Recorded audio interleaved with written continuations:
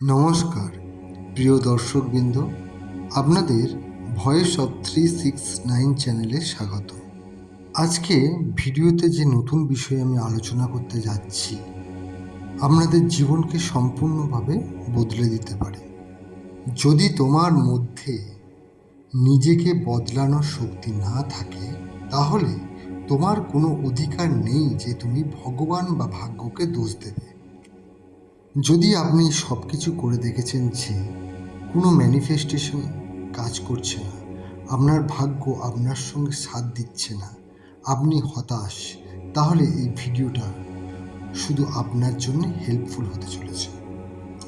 এই ভিডিওতে আপনি জানতে পারবেন আপনার জীবনকে কিভাবে খুশিময় করে তুলবেন।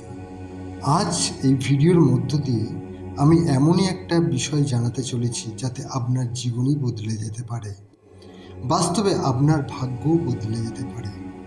যদি আপনি এই ভিডিওতে আমার সমস্ত কথা মন দিয়ে শোনেন, তার সঙ্গে ফলো করেন, তাহলে আপনি সফল ব্যক্তিতে পরিবর্তন হতে পারবেন। আজ আপনি যেরকম পরিস্থিতিতে থাকুন না কেন, ভিডিওর লাস্টে এমনই একটা প্রক্রিয়ার কথা বলা আছে যার দ্বারা আপনি আপনার যে কোনো ইচ্ছা পূরণ করতে পারবেন আর আপনি যে কোনো সমস্যাকেও দূর করতে পারবেন। এই বিষয়ের উপর হয়তো অনেক ভিডিও আপনি দেখে ফেলেছেন। আপনার জানা হয়ে গেছে যে কোনো বিচার বা উইশ যদি আপনার অবচেতন মনে পৌঁছে যায়, তাহলে ওই বিচার বা উইশ বাস্তবতায় বদলাতে কেউ বাধা দিতে পারে না। কিন্তু ওই মুভমেন্ট কি যেখানে সাবকনসিয়াস মাইন্ড সম্পূর্ণরূপে অ্যাক্টিভ থাকে? সকলেই প্রায় বলে থাকে যে সকালে ওঠার পর আমাদের সাবকনসিয়াস মাইন্ড অ্যাক্টিভ থাকে, কিন্তু আপনাকে কেউ কোনোদিন বলেনি নর্মালি যদি আপনার ঘুম ভেঙে যায় ওই সময় আপনার সাবকনসিয়াস মাইন্ড কি অ্যাক্টিভ থাকে? তখন সাবকনসিয়াস মাইন্ড আপনার কথা কি শোনে? কিন্তু স্টোর কি হয় আপনার সাবকনসিয়াস মাইন্ডের সমস্ত কিছু? চলুন, এই ভিডিওতে আমি বলতে যাচ্ছি আপনার অ্যাফার্মেশন, আপনার ম্যানিফেস্টেশন সম্পূর্ণভাবে কেন কাজ করে না। আজকে আপনি জানতে পারবেন মেন্টাল স্টেজ, যখন আপনার মাইন্ড সুপার কনসিয়াস স্টেজে পৌঁছে যাবে, যেখানে আপনার সাবকনসিয়াস মাইন্ড সব কিছু স্টোর করতে পারবে এবং সবচেয়ে গুরুত্বপূর্ণ, আপনার ভাবনা ভাইব্রেশনে পরিণত হবে এবং ইউনিভার্সের কাছেও পৌঁছে দিতে পারবে। তবে আপনাকে একটু ডিপলি বুঝতে হবে। সুপার কনসিয়াস স্টেজ এমনই একটা মুভমেন্ট বা মুহূর্ত যেখানে আপনার ভাবনা বা বিচারগুলো রিয়েলিটিতে পরিণত হবে। কেননা এই মুভমেন্টটা আপনার সাথে ব্রহ্মাণ্ডের কানেকশন হয়ে যায়। এটা এমনই একটা মুভমেন্ট যেখানে ব্রহ্মাণ্ড আমাদের সব ইচ্ছা পূরণ করতে বাধ্য হয়ে যায়। এই সময়টা হলো ভোর 3:40 থেকে 5:30 পর্যন্ত। এই সময়কে আমরা ব্রহ্ম মুহূর্ত বলি বা ক্রিয়েটার টাইমও বলা হয়ে থাকে। শিখ ধর্মের এর একটা সুন্দর নাম আছে, যার নাম অমৃত বেলা। ঈশ্বর ভক্তির এটাই সর্বশ্রেষ্ঠ সময়। এই সময় উঠলে মানুষের সৌন্দর্য, স্বাস্থ্য, বুদ্ধি এবং লক্ষ্মী লাভও হয়ে থাকে। ব্রহ্মাণ্ডের শক্তি হাসিল করার এটাই হলো সর্বশ্রেষ্ঠ সময়। এই সময় যদি আপনি ঘুম থেকে উঠতে পারেন, তাহলে আপনার শরীরের মধ্যে এক বিশেষ ধরনের লক্ষণ লক্ষ্য করা যাবে। যদি আপনি এটাকে সঠিকভাবে ব্যবহার করেন, তবে আপনি এর অবিশ্বাস্য ফল দেখতে পারবেন। ব্রহ্ম মুহূর্ত বা অমৃতকাল এমনই একটা সময় যেখানে ইউনিভার্স আমাদের এক নতুন জীবন দিতে পারে। এই সময় বীজ অঙ্কুরিত হতে সাহায্য করে। অন্য সময়ের তুলনায় বীজ এই সময়ই দ্রুততার সঙ্গে অঙ্কুরিত হয়। সবচেয়ে শক্তিশালী মুহূর্ত হলো ব্রহ্ম মুহূর্ত।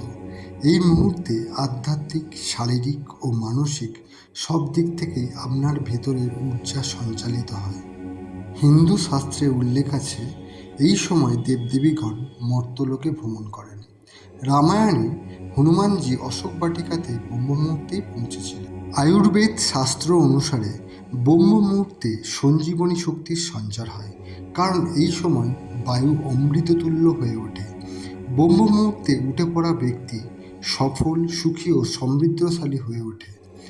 ঋগ্বেদ সামবেদে উল্লেখ আছে, ব্রহ্ম মুহূর্তে মানুষের যে ইচ্ছা প্রকট হয় সেই ইচ্ছাই বাস্তবে পরিণত হয়। আজকে মডার্ন সায়েন্সও স্বীকার করেছে যে ব্রহ্ম মুহূর্ত এমনই একটা সময় যা কল্পনারও অতীত।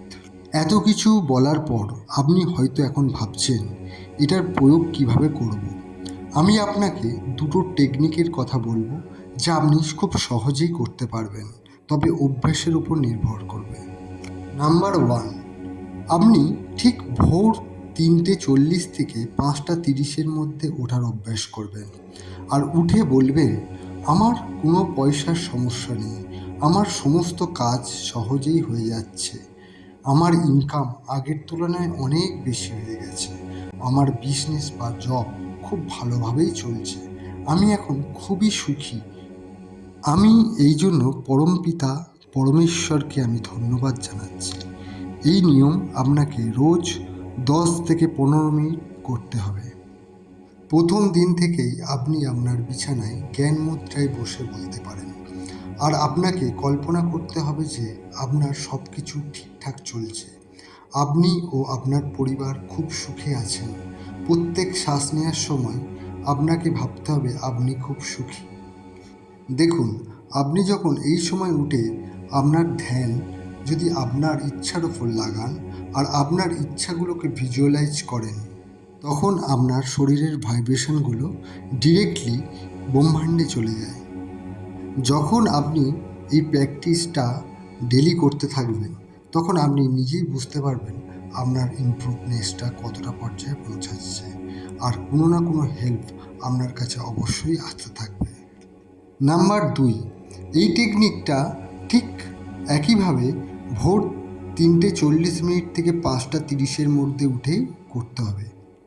কমপক্ষে 10 মিনিট আপনি আপনার আরাধ্যের নাম নিতে পারেন, আর ওই 10 মিনিট পর আপনি আপনার ইচ্ছাকে কমপক্ষে 3 বার বলতে হবে।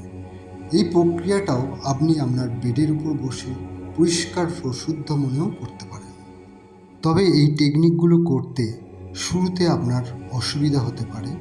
7 দিন করার পর এর অবিশ্বাস্য কাজ আপনি নিজেই লক্ষ্য করতে পারবেন। তবে এটি আপনাকে একবার বিশ্বাসের সঙ্গে খোলা শুদ্ধ মনেই করতে হবে। তারপরে আপনি আপনার জীবনের সাফল্য নিজেই দেখতে শুরু করবেন। ধন্যবাদ।